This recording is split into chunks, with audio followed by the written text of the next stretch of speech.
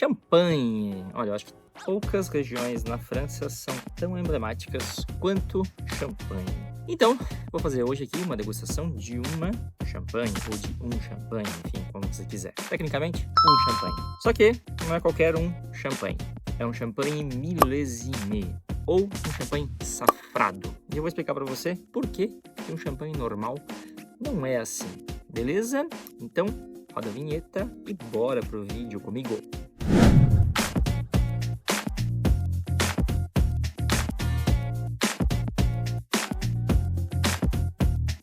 Mas se você já me segue por aqui, meu nome é André Wiggers, eu sou sommelier e eu sou formado aqui em Bordeaux e eu tenho certificação WSET 3 também. E se você já me acompanha também, você sabe que normalmente eu faço meus vídeos lá na Studio Dega, que é na minha adega. Mas eu vim para cá para aproveitar aí um pouco desta belíssima tarde de outono para fazer essa degustação e para estar num momento mais descontraído aqui com vocês. Então, vamos falar daquilo que interessa? Muito bem, temos aqui uma champanhe, tá? Eu vou mostrar aqui para vocês ela já. Deixa eu dar uma secadinha. Vai lá. Conseguem ver aqui, Canard Duchesne, tá? Caso vocês não tenham percebido, tá? Até foi interessante porque tem um vídeo que eu fiz aqui no canal, uma degustação junto com a minha esposa, Júlia. Tava no meio da degustação falando justamente disso, de que champanhe não tem uma safra, tá? O champanhe normal, quando você vai comprar, ele não tem nada lá escrito, diferentemente de todas as outras regiões do mundo, praticamente assim. E por que é assim? Bom, porque champanhe ela interpreta o terroir de uma maneira diferente. A ideia lá é que todo champanhe, independentemente do ano, saia com a mesma premissa, que ele saia sempre igual. Essa é a ideia. E como é que você faz isso? Bom, misturando diferentes vinhos de diferentes colheitas. A ideia é realmente estabelecer como se fala aqui, uma patte, um estilo da casa que está produzindo e que ele seja realmente replicado todos os anos de maneira igual. É bem diferente a interpretação realmente aí de todas as outras regiões, porque em todas as outras regiões se está tentando mostrar realmente qual que é o vinho que foi possível se fazer naquele ano, né? Porque todo ano muda, todo ano é diferente, as condições nunca são as mesmas, a não ser que você faça assim, como champanhe. Tem algo de errado nisso, André? Não, na verdade, é simplesmente como a região sempre fez os seus vinhos e é assim que sempre vai ser. Entretanto, a gente tem este conceito do champanhe milésime, ou do champanhe que a gente fala no Brasil safrado. Quando que a casa vai decidir fazer um champanhe safrado? Geralmente naqueles anos que são considerados realmente excepcionais, que são anos aí realmente com uvas muito diferenciadas, que tiveram condições extraordinárias, a ponto de que a casa decida, olha, eu quero mostrar a interpretação realmente do que aconteceu nesse ano de tão incrível que ele foi. É claro que também existe uma questão mercadológica, então alguns anos aí que já são mais midiáticos, que já são anos que se sabe que as condições foram realmente muito favoráveis, é também uma maneira de você fazer um produto que seja diferenciado, que tenha um apelo de marketing mais diferente e que você consiga também cobrar um pouco por isso. Então, né, existe esta parte também, não sejamos aqui tão, como é que eu vou dizer, ingênuos.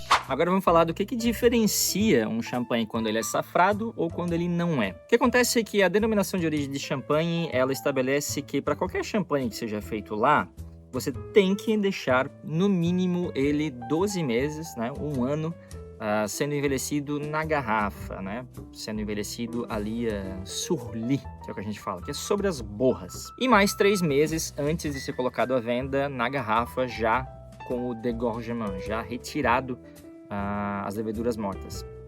Agora, no caso de o produtor querer safrar um champanhe, este período total aí passa de 15 meses, né, para 36 meses. Então a gente está falando de 3 anos.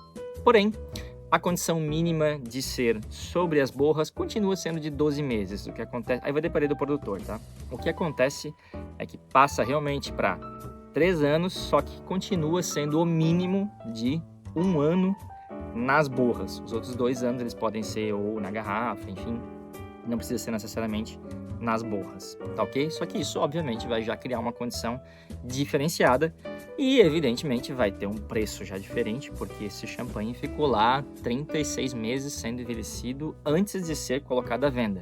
Então, você tem que imaginar que ele, obviamente, terá que ter um preço mais caro. Dito isso tudo, tá? Quando eu quis fazer essas degustações aqui, eu vou fazer mais aqui agora no canal, eu sempre vejo degustações assim na internet, o pessoal falando sobre a casa, explicando o vinho e falando da história daquele vinho, etc. Não é minha ideia aqui, tá? Se você quiser saber mais aí sobre a Canarva Duchesne, você pode saber dando no Google, ou enfim, colocando no chat GPT, você vai ver que é uma casa aí realmente bastante tradicional, tá aqui produzindo vinhos desde 1868, que eu tô conseguindo ler aqui, mas é uma das grandes casas de champanhe, produz aí milhões de garrafas. Aliás, champanhe é engraçado porque toda a reputação de champanhe não está baseada em exclusividade, tá? Essas casas de champanhe, a última coisa que elas são um produto exclusivo, que é basicamente o que acontece em quase todas as outras regiões. Quanto mais exclusivo, mais o preço sobe. Por exemplo, Borgonha. Champanhe não é assim. Bom, até existe essa champanhe, mas de qualquer modo, aquelas aí que todo mundo acha, enfim, consegue achar, por exemplo, no Brasil, são produzidas aos milhões de garrafas. É a mesma coisa aqui com a Canarva Duchesne. É possível encontrar no Brasil, inclusive. Eu não sei se este especificamente, 2018, mas vi até alguns sites aí na faixa de um preço de champanhe, né? R$350, R$400. André, mas é caro e tal. Ó, champanhe é caro para francês também, tá? A gente não paga menos qualquer uma dessas champanhes aqui de 35, 40, 45 euros. Então, honestamente, mesmo que você faça a conversão, eu até acho que o preço de champanhe no Brasil não é lá muito caro, tá? Porque para um francês pagar 45, 50 euros numa garrafa de vinho, né, seja champanhe ou não, ele já acha um baita de um investimento. Mas tudo isso só é interessante se o vinho é bom. Então vamos degustar aqui com vocês. Deixa eu falar um pouquinho mais sobre ele, como é que eu vou sentir ele no nariz e na boca. Vamos nessa? Então, ó, já tô pegando aqui, deixa eu secar ele aqui de novo, né? Um champanhe, bonitinho. Como vocês podem ver, eu uso o balde de gelo, né, ou a champanheira.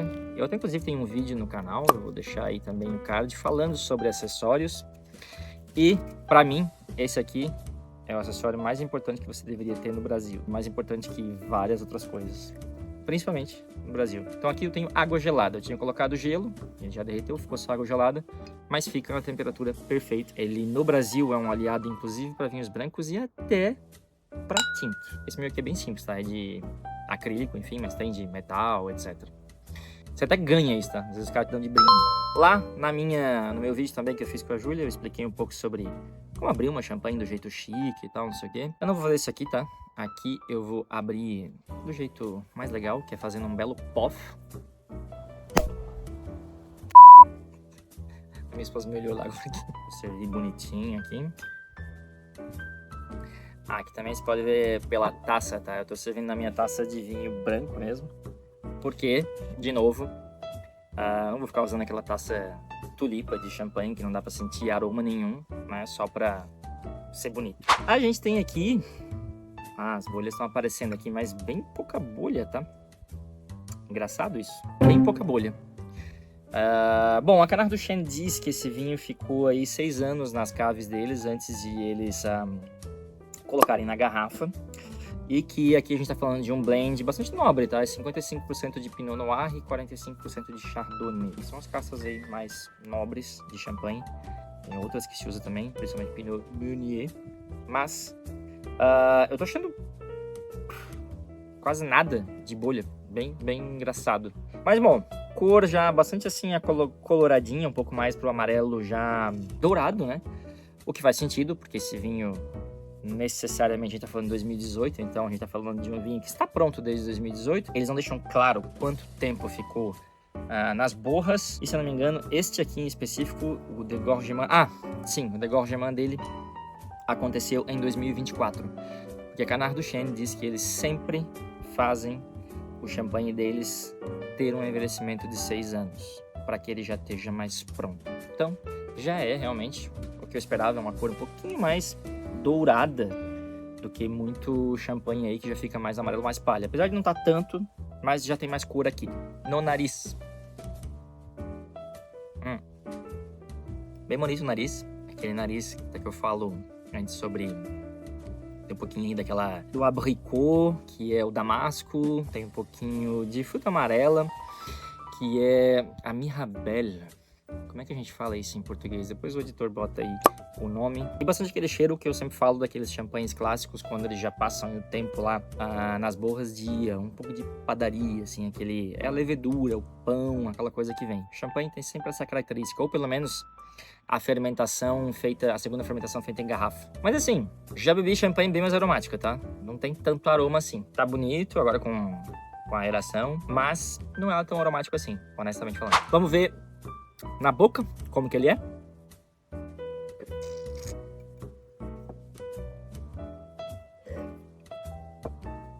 Na boca, ele é realmente bem mais interessante do que no nariz. Ele tem volume.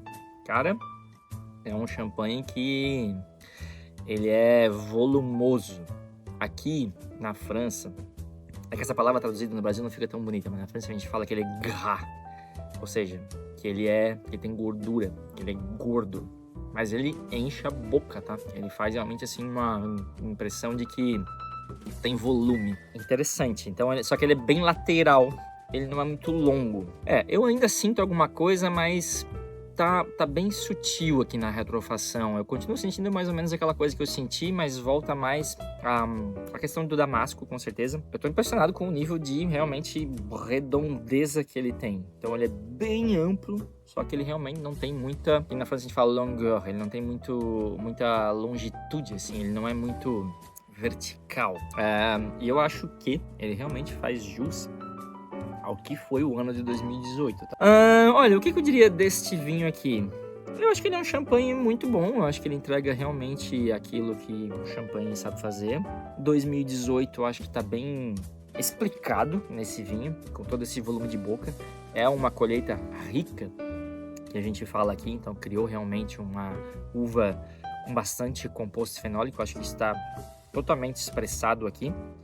Mas, assim, não é a coisa mais aromática do mundo, não é, assim, o melhor champanhe que eu bebi. De longe, até, considerando o que eu paguei. E, eventualmente, aquilo que você pode encontrar aí no Brasil, em termos de preço. Acho que é um champanhe interessante. Acho que vale a pena. Agora, isso fica com você. Essa questão aí de preço, realmente, isso tudo é de cada um, beleza? Acho que é isso.